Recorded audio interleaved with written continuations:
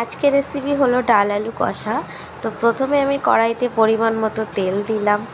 এরপর তেলটা গরম হয়ে আসলে আমি পেঁয়াজ কুচি এবং 5 ফোড়ন দিয়ে একটু নাড়াচাড়া করে নেওয়ার পর পেঁয়াজটা যখন লাল হয়ে আসবে আমি আলুগুলো দিয়ে একটু ভাজা ভাজা করে নেব। এখন আমি গুঁড়ো মশলাটা দিয়ে দেব। প্রথমে আমি হলুদ গুঁড়াটা দিয়ে দেবো এবং একটু নাড়াচাড়া করে নিতে হবে যাতে হলুদটা পুড়ে না যায়। এবং এখানে মনে রাখতে হবে যে আমি লবণটা লাস্টে দিতে হবে, কারণ এখানে লবণটা প্রথমে দিলে ডালটা সিদ্ধ হতে দেরি হবে। এখানে আমি দুটো তেজপাতা মাঝখান দিয়ে কেটে 4 টুকরো করে নিয়েছি এবং 400 গ্রাম ডাল নিয়েছি। আর মনে রাখতে হবে ডালটা যেন বেশি ভাজা না হয়, বেশি ভাজা হয়ে গেলে সিদ্ধ হতে প্রবলেম হবে, দেরি হয়ে যাবে। তো হালকা পাকে ভাজা করে নেওয়ার পরে বাটা মশলাগুলো দিয়ে জল দিয়ে দিতে হবে। আর এই রেসিপিটা আমি আমার শ্বশুরমশাইয়ের কাছ থেকে শিখেছিলাম। ওনার হাতের ডাল আলু মাখা মানে জাস্ট অসাধারণ, আমি জীবনেও ভুলতে পারবো না। আর এখানে বাটা মশলা হিসাবে আমি আদা রসুন বাটা, ধনিয়া বাটা এবং জিরা বাটা দিয়েছি। আমার কাছে গোটা গোলমরিচ ছিল না, যার কারণে আমি ওটা স্কিপ করেছি। তোমাদের ইচ্ছে হলে ওটা দিতে পারো। আর এই ডাল কষাতে গোলমরিচ একটা দারুণ ফ্লেভার আনে। একটু নাড়াচাড়া করে নেওয়ার পরে আমি এখানে উষ্ণ গরম জল দিয়েছি। তোমরা চাইলে এখানে ফিল্টার জলও দিতে পারো, যার কারণে ডালটা একটু তাড়াতাড়ি সিদ্ধ হবে। এবং আমি এখানে অল্প অল্প করে জল দিয়ে ডালটা সিদ্ধ করে নেব। আমি একেবারে কিন্তু অনেক জল দেব না। 5-6 মিনিটের জন্য আমি ঢাকনা দিয়ে দেব। ফিরে আসলাম, জলটা আমার কমে এসেছে।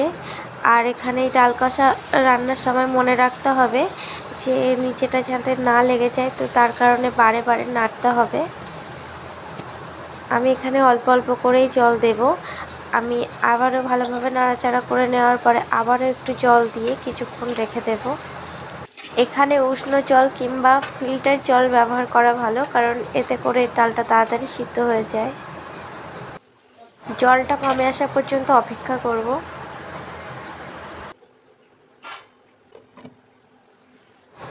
ফিরে আসলাম 20-25 মিনিট পর। আর আমার জলটা কমে এসছে এবং ডালটা অনেকটা সিদ্ধ হয়ে গেছে। আর এর মধ্যে আমি 3-4 বার আমি ভালোভাবে নাড়াচাড়া করে নিয়েছি, যেহেতু নিচে লেগে যাচ্ছিল। এদিকটা খেয়াল রাখতে হবে যাতে নিচেটা না লেগে যায়। এখানে মনে রাখতে হবে ডালটা যত সিদ্ধ হবে ততই নিচে লেগে যাবে।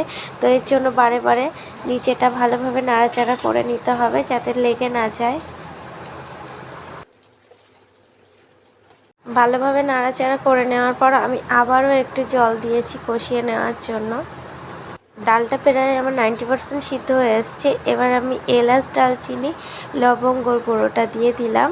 সবশেষে জিরে মরিচের গুঁড়া এবং একটু চিনি দিয়েছি টেস্টটা ব্যালেন্স আনার জন্য।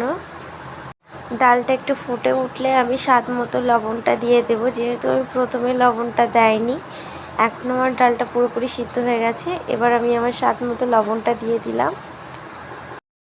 সব কিছু শেষে আমি জিরা এবং শুকনো লঙ্কার একটা ফোড়ন দিয়ে দেব। যেহেতু আমি প্রথমে লঙ্কাটা স্কিপ করেছিলাম, আমার বেবি এই একই তরকারি খায়, তো ওর জন্য তুলে নেওয়ার পরে আমি এই ফোড়নটা দিয়ে দিয়েছি। তোমরা চাইলে প্রথমে লঙ্কাটা দিয়ে দিতে পারো, তাহলে আর লাস্টে ফোড়নটা দেওয়ার প্রয়োজন হবে না।